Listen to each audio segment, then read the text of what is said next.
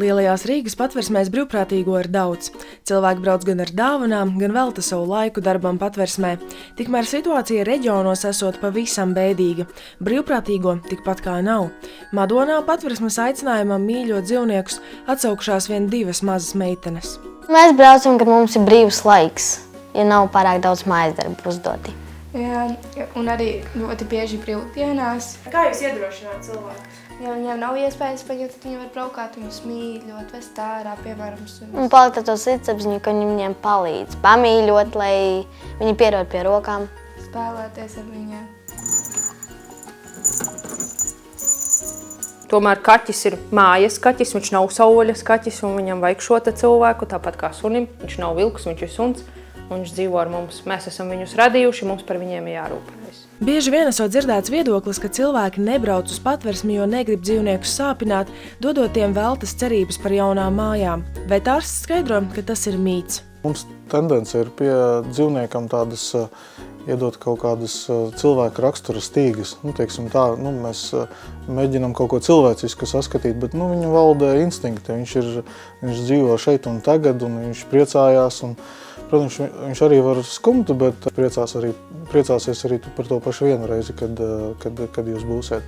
Dodoties patversmēm un mīļojot kaķus un suņus, mēs varam arī pēc iespējas ātrāk tiem palīdzēt nokļūt jaunās mājās, jo tie sāk uzticēties cilvēkam, kļūst mīlīgāki, un tas jau arī ir tas, ko jaunie saimnieki vēlas, izvēloties savu dzīvnieku. Tos mežoņus un trakuļus jau neviens negrib.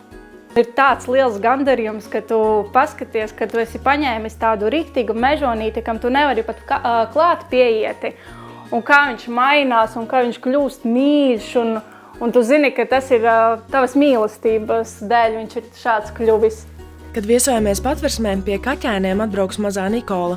Kādu dienu kļūt par brīvprātīgo ir viņas sapnis. Vienu pat reizi, kad es turēju vienu kaķi, viņš tā lūdzās, lai es viņu paņemu mājās, bet es nevarēju viņu paņemt, jo vecāki vēl nebija padomājuši par to tik labi.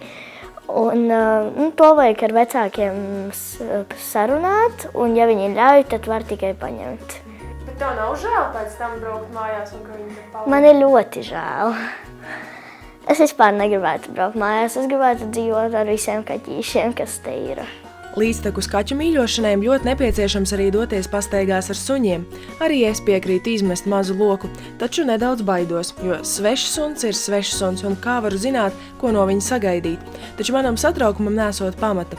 Pirmajā tikšanās reizē darbinieks vienmēr esot klāt, kā arī iepazīstinot ar visiem suņiem, lai saprastu, kurš konkrētajam cilvēkam pastaigai būs piemērotākais. Vispār atbrauc uz patversmi balles drēbēs. Ir jāvelk permas drēbes.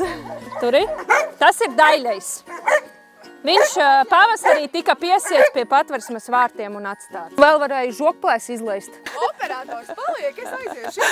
Viņam ir metinātais žoks, jo viņš jau ir salocījis mums 3. Tāds, jā. Un tad ar tādu cilvēku tiek aicināti nākt staigāt? Jā.